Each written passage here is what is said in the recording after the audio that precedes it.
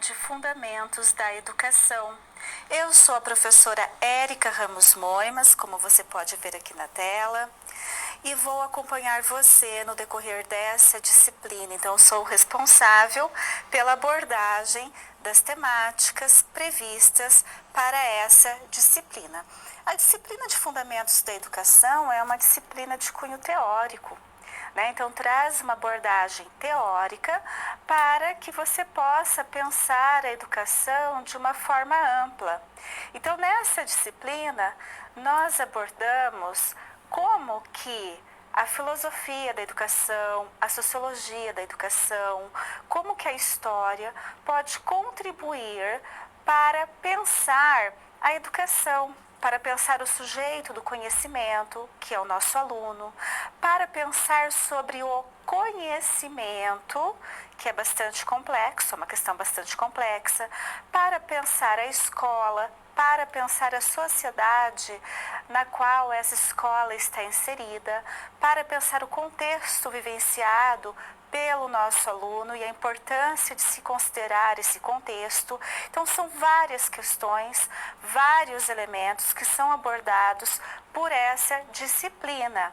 Então, traz questões teóricas que vão subsidiar a prática docente, para que você, como futuro professor da educação básica, possa ter aquelas questões, aquele conhecimento teórico necessário para ter uma postura adequada, no processo de ensino dos alunos. E vamos então contextualizar. O tema da aula de hoje, voltando no mesmo slide, é Fundamentos Filosóficos na Educação. Então, essa aula especificamente irá abordar as questões filosóficas, como que algumas áreas do conhecimento, como algumas áreas da filosofia, como a teoria do conhecimento, como a antropologia filosófica, podem contribuir para pensar o homem, que é o sujeito do conhecimento, para pensar o conhecimento, para pensar o homem, como uma pessoa que tem um caráter histórico. Então, vamos contextualizar essa aula. No próximo slide, nós temos, então, como a filosofia contribui para a compreensão do ser humano e do conhecimento. Então, quais são as concepções acerca do homem? Quais são as concepções acerca do conhecimento? Por que é tão importante como aluno de um curso de licenciatura, compreender essas concepções, compreender essas teorias, compreender como o homem foi pensado, como o homem foi entendido lá na antiguidade, lá na Idade Média, lá na Idade Moderna, compreender como que surge a teoria do conhecimento, compreender essa preocupação do homem em entender como se dá o conhecimento. Então, essa é uma questão que nós vamos abordar nessa aula. Qual a relação entre educação e ciência? É uma outra questão que você irá compreender nessa aula.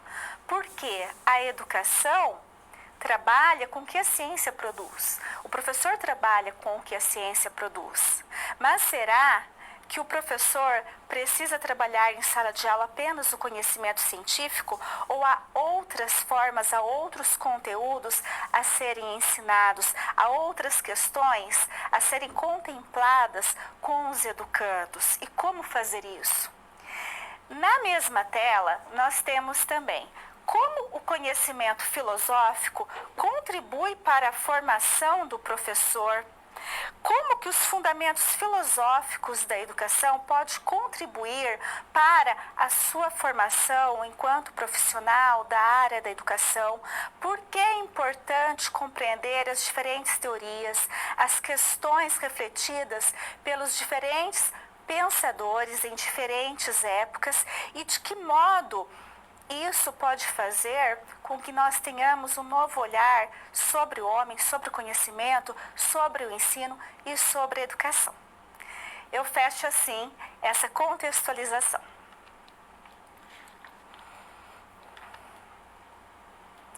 A teoria do conhecimento. Não é possível falar de educação sem falar de conhecimento. E a teoria do conhecimento é uma área da filosofia que busca entender, compreender o conhecimento. Nós devemos considerar que a educação como um processo pelo qual o homem ensina, né? Então, a educação deve ser vista como aquele processo em que nós buscamos ensinar algo a alguém, algo significativo que contribua para a formação da pessoa. E nesse processo de ensinar, nós temos de um lado quem ensina, que é o professor, e aquele que recebe o conhecimento, que é o aluno. Então, nós temos na tela um esquema aqui mostrando, né, que a teoria do conhecimento, quando nós falamos de teoria do conhecimento, há 3 elementos que devem ser levados em consideração: o sujeito, o objeto e o conhecimento. Então, o que isso significa? Se falamos em ensinar, temos de um lado quem provoca, que é quem ensina, né? E de outro lado, quem é provocado, quem aprende. Então, quem é que aprende é o sujeito, é o ser humano. E temos que pensar qual é a relação que ocorre entre esse sujeito, que é aquele que aprende, e aquilo que é aprendido, que é o objeto de conhecimento, que é toda a realidade. A esta relação, nós damos o nome de conhecimento. Então, sujeito, objeto e conhecimento são elementos fundamentais para entender a teoria do conhecimento. Agora, quando é que surge a teoria do conhecimento? Voltando no slide, no próximo slide, nós temos então que a teoria do conhecimento, nós temos que lembrar que é uma área da filosofia que se dedica à reflexão sobre o problema do conhecer, ou seja, busca entender o conhecimento, seus fundamentos, origens e valores, e que tem como marco a origem da teoria do conhecimento, tem como marco a Grécia Antiga, por volta do século VII a.C., quando surge a filosofia. Então, lá na antiguidade, por volta do século VII a.C., os pensadores, né, movidos por questionamentos, por inquietação, né, pelas inquietações que eles tinham, eles vão buscar conhecer, surge a filosofia. É quando os mitos não dão conta mais de explicar a realidade, os fenômenos que ocorriam. Então, surge a filosofia com os pensadores inquietos, né? Motivados aí por essa vontade de conhecer. Então, começo a pensar sobre vários problemas que existiam na realidade. É o surgimento, é aí que surge a filosofia e a teoria do conhecimento, com essa necessidade, né, de entender como se dá o conhecimento. Na mesma tela, nós temos, para Aristóteles, todos os homens por natureza desejam conhecer. Então, veja só, Aristóteles é um dos pensadores que vai marcar a teoria do conhecimento. Então, ele coloca que seja por um motivo ou por outro, todos os homens têm o desejo de conhecer. Então, ele coloca que a partir do momento que o homem tem conhecimento, ele vai estar em uma posição diferente, né, em relação aos demais animais. Ele coloca que a partir do momento que o homem tem conhecimento, esse homem ele pode prever algumas situações de perigo, por exemplo, e evitá-las. Então, o homem, como um animal que tem como característica a racionalidade, ele sempre irá desejar conhecer. Na próxima tela, nós temos aqui duas concepções da teoria do conhecimento. E nós, quando a gente fala concepções, nós não devemos tomar uma concepção como algo absoluto, verdadeiro. Nós devemos considerar que é uma teoria e, muitas vezes, vários pensadores discutem, refletem sobre essa teoria e cada um vai importar a sua marca para tal conceito. Uma das concepções da teoria do conhecimento é o racionalismo, de René Descartes. Então, o que o racionalismo coloca em relação ao conhecimento? Ele coloca que o homem tem ideias inatas.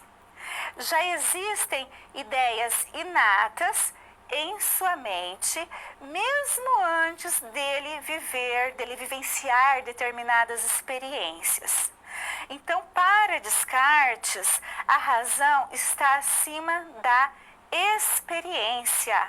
Descartes que coloca aquela questão que a dúvida é o caminho para se chegar à verdade, ao conhecimento. E quando nós pensamos sobre essa questão, nós devemos pensar também na nossa atuação como futuros educadores.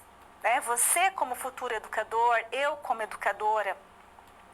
Então, quando eu penso nessa questão, que a dúvida é o caminho para se chegar à verdade, para chegar ao conhecimento, eu devo refletir se lá na educação básica eu devo colocar um conteúdo pronto e acabado para o meu aluno, eu devo também levantar hipóteses, levantar questionamentos, instigar o meu aluno à pesquisa, à experiência. Então, são questões a serem pensadas. Na mesma tela, nós temos o John Locke com o empirismo. Então, é uma outra concepção.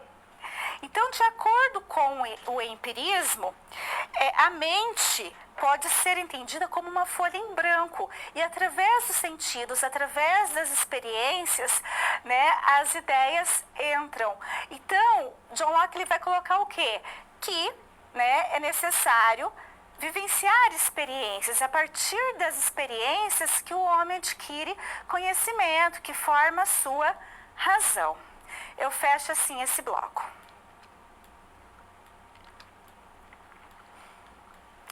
Conhecimento e consciência. Qual a relação existente entre conhecimento e consciência? Então, vamos para a tela para entender a importância da consciência. A consciência permite o contato do homem com o mundo. Por meio dela, o ser humano recebe tudo o que se dá a ele, ou seja, é pelos sentidos e pela capacidade de reflexão que o homem recebe os dados que lhe permitirão a consciência do mundo. Então, nesse processo, o homem, como sujeito do conhecimento, passa a ter consciência de si e do mundo. Então, é por meio da consciência que o homem tem percepção da realidade. É por meio da consciência que o homem compreende a realidade no qual vive e compreende quem ele é. Na próxima tela, nós temos duas concepções de consciência. Então, veja, sujeito, eu, pessoa e cidadão constituem a consciência. Então, nessa citação de Chauí, nós temos duas concepções de consciência. Primeiro, sujeito, eu, pessoa, está se referindo à consciência psicológica. Cidadão está se referindo à consciência coletiva. Então, nós temos duas concepções de consciência. Primeiro, consciência psicológica. Eu, pessoa, individual. Então, o que seria essa consciência psicológica? É eu, enquanto pessoa. Né? A consciência psicológica é a minha marca. É como que eu entendo a realidade e posso exprimi-la. Já sujeito, né? Coletivo, então voltando na tela, nós temos consciência coletiva, eu, cidadão. Ou seja, a consciência coletiva é aquela consciência que a pessoa tem sobre a sociedade, sobre a coletividade, né? A pessoa não vive sozinha, o homem não vive sozinho, eu não vivo sozinha, eu vivo em coletividade, eu vivo em uma sociedade. Então eu tenho que ter consciência das regras, dos direitos e dos deveres. Eu devo ter consciência daquelas regras que eu devo seguir, né, para ter as minhas ações. Então, todo ser humano é formado pela consciência psicológica, que é também chamada de consciência individual, e pela consciência coletiva, né, que faz com que ele tenha noção de que é um cidadão. E de acordo com Marilena Chauí, há 3 níveis de consciência. Então, na tela, nós temos esses 3 níveis de consciência, que é a consciência passiva, vivida não reflexiva e a ativa reflexiva. Quando nós falamos de consciência passiva, nós estamos nos referindo àquela pessoa que ela não está em sã consciência, ou por ela estar sob o efeito de anestesia, de drogas, tem alguma doença, está em uma situação de devaneio, ou seja, uma pessoa que não consegue ter uma consciência da realidade e não tem condições também de agir sobre essa realidade. Já quando nós falamos da consciência vivida não reflexiva, nós estamos falando daquela pessoa que ela tem uma consciência da realidade, do que está acontecendo, mas ela está marcada ali, ela está passando por algumas questões afetivas e essas questões afetivas, essa afetividade está fazendo com que ela tenha noção da realidade, mas não tenha condições de agir.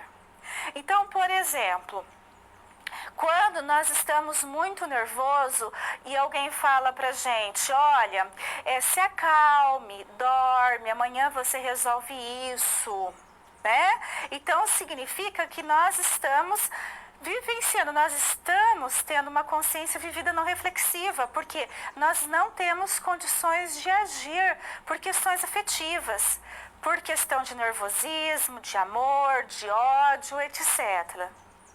E por último, nós temos a questão da consciência ativa reflexiva.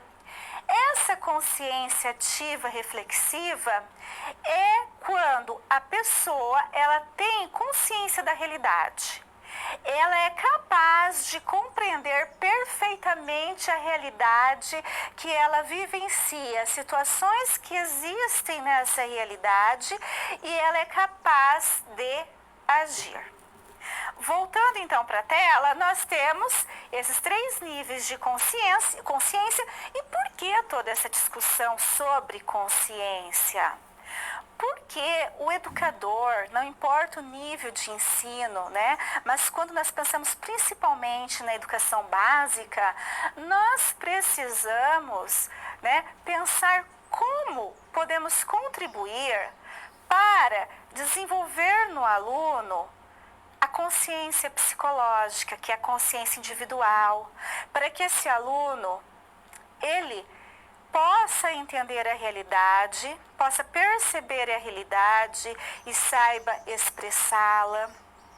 Nós precisamos pensar como desenvolver no aluno uma consciência coletiva, né, para que esse aluno saiba quais são seus direitos e deveres, quais são as regras existentes na comunidade, na sociedade em que ele vive.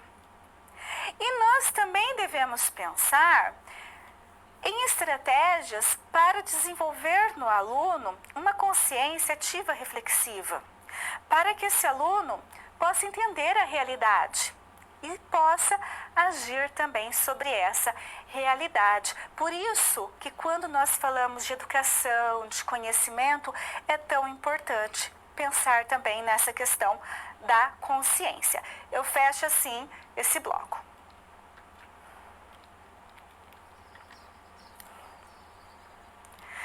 Educação e ciência. Vamos pensar qual a relação entre a educação e uma forma de conhecimento que é a ciência. Na próxima tela, nós temos aqui a ciência moderna. Mas para pensar sobre a ciência moderna, nós temos que considerar, né, que a ciência adquiriu diferentes formas no decorrer do tempo. O que significa isso? Que no início não existiam as diferentes áreas. Então, o mesmo pensador, ele refletia sobre diferentes problemas existentes na realidade, que atualmente são estudados por áreas diferentes, né, do conhecimento. Por exemplo, Aristóteles. Aristóteles pensou sobre diferentes problemas, né, que atualmente são da área da biologia, da matemática, da psicologia. Com o passar do tempo, nós vamos perceber que há uma preocupação maior, né, em pensar sobre os problemas existentes na realidade. E começa, né, a haver uma preocupação também em pensar esses problemas de forma racional. O homem passa a utilizar cada vez mais a razão e se libertar, né, daquelas questões relacionadas à religiosidade, à influência da religião no conhecimento. Com o passar do tempo, nós vamos perceber também que há uma preocupação em criar um método que desse mais valor ao conhecimento científico. Então surge a ciência moderna com um método experimental. Então na tela nós temos a ciência moderna, que tem suas raízes no final da Idade Média, lá no século XIV, no final da Idade Média, e se desenvolve a partir do método experimental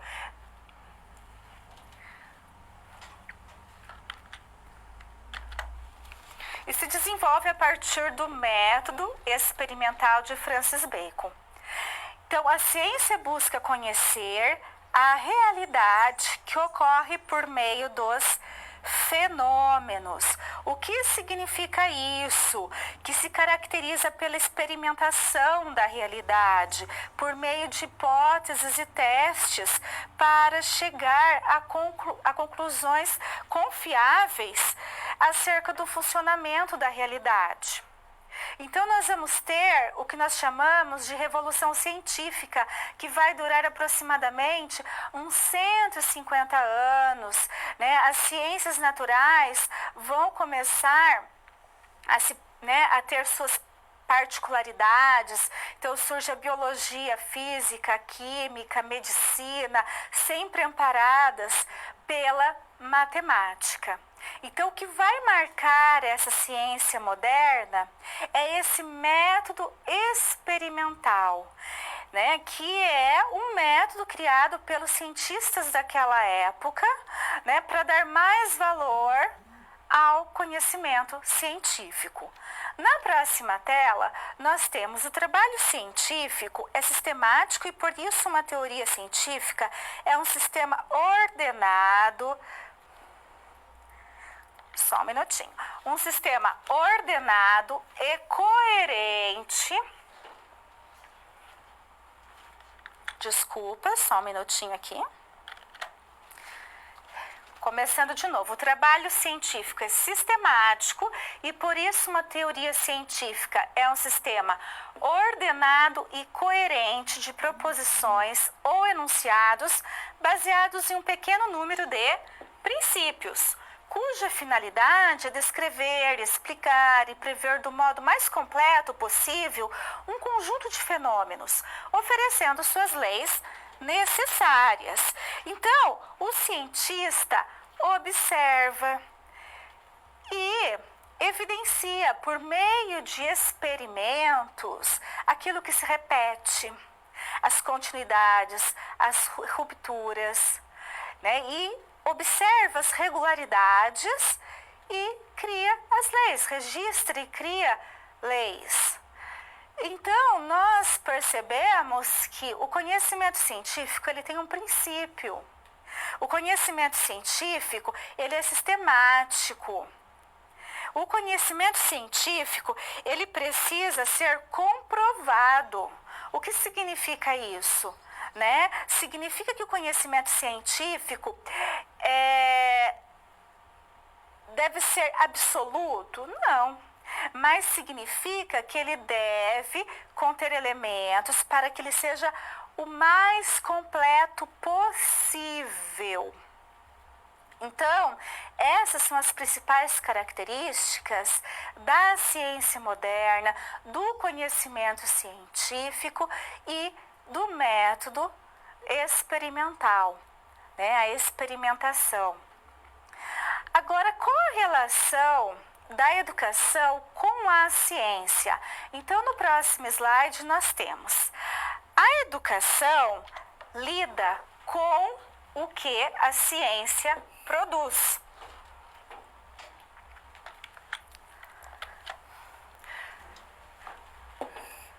A educação deve levar o aluno à criticidade, para que ele saiba se portar diante da ciência.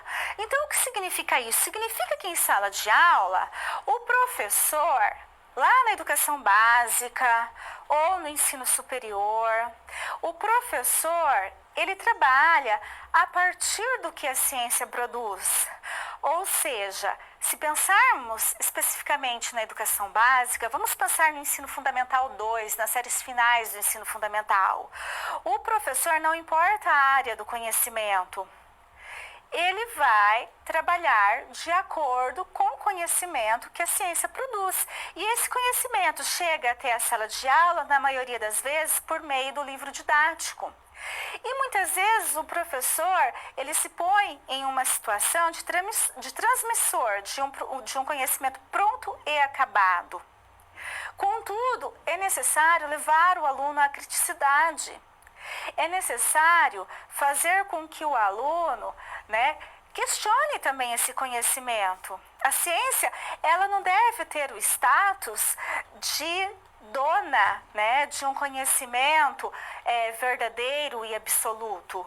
Então, o professor pode levar o aluno a questionar também esse conhecimento científico, a levantar outras hipóteses, a fazer outras averiguações. né, a desenvolver atividades de pesquisa. É importante que o conhecimento seja algo vivo e significativo para o aluno. Agora, como que o professor pode fazer com que isso seja algo vivo e significativo? A partir do momento que crie atividades, que insira esse aluno em atividades investigativas, como de pesquisa, de realização de experiências, em atividades de campo, até mesmo para que esse aluno compreenda como se dá a formação, a produção do conhecimento. Voltando na mesma tela, nós temos, é importante considerar as diferentes formas de conhecimento e a diversidade das experiências. É importante que o professor explique ao aluno que a ciência moderna, ela produz um tipo de conhecimento através de um método bastante sério. Contudo, há outras formas de conhecimento também, como, por exemplo, aquele conhecimento produzido por povos de matriz africana, conhecimento produzido por nativos americanos, ou seja, esses conhecimentos não seguem o mesmo rigor científico do conhecimento produzido pela ciência moderna. Contudo, também tem o seu valor. Então, são questões a serem pensadas. Eu fecho assim esse bloco.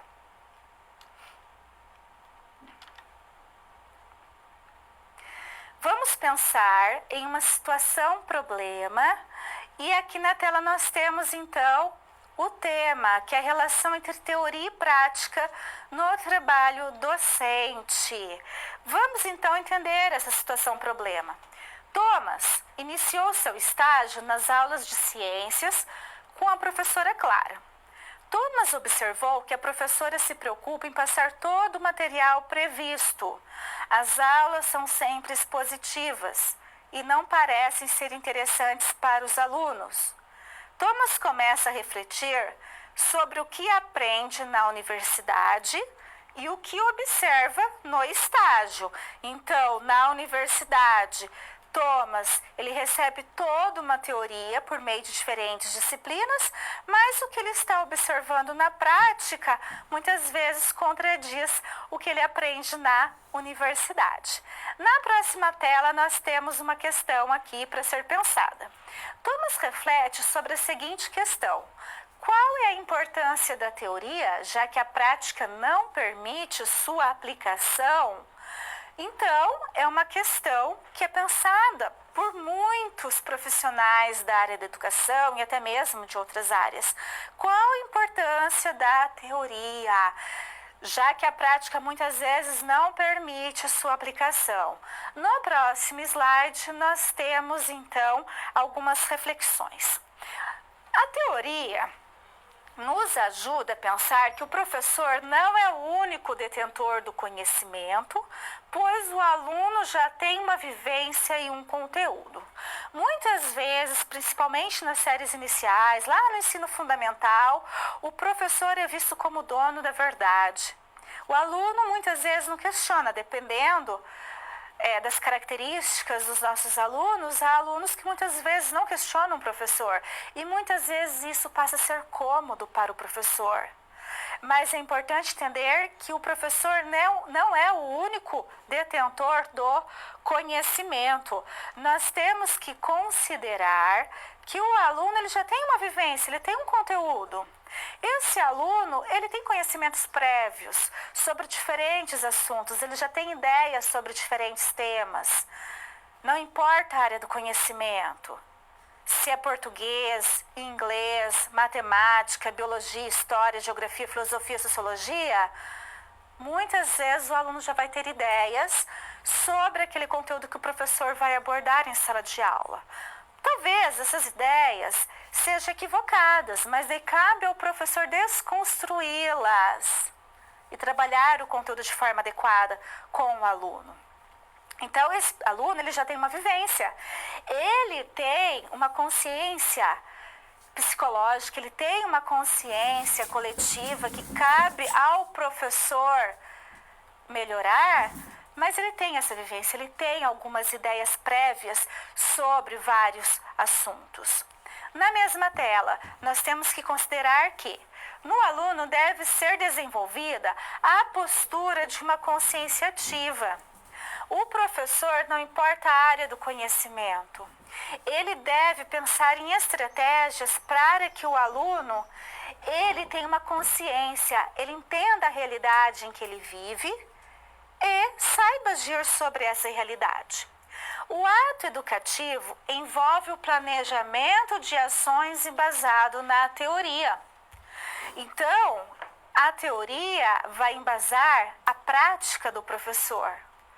As teorias que estudamos sobre as concepções de conhecimento, o racionalismo, o empirismo, como que essas teorias podem fazer o professor pensar sobre como o aluno forma o conhecimento, como se dá a construção do conhecimento, as questões que abordamos sobre a importância da consciência, né? São questões que devem ser consideradas pelo professor, são questões teóricas que devem ser consideradas pelo professor.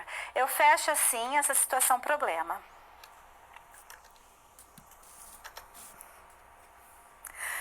E temos um momento de interação. E na tela nós temos como o professor deve desenvolver no educando como o professor pode desenvolver no educando uma consciência ativa, reflexiva. Então, a partir do que foi abordado até agora, envie suas contribuições, busque responder essa questão. Eu vou dar 3 minutos para você enviar as suas contribuições e eu já retorno para comentar.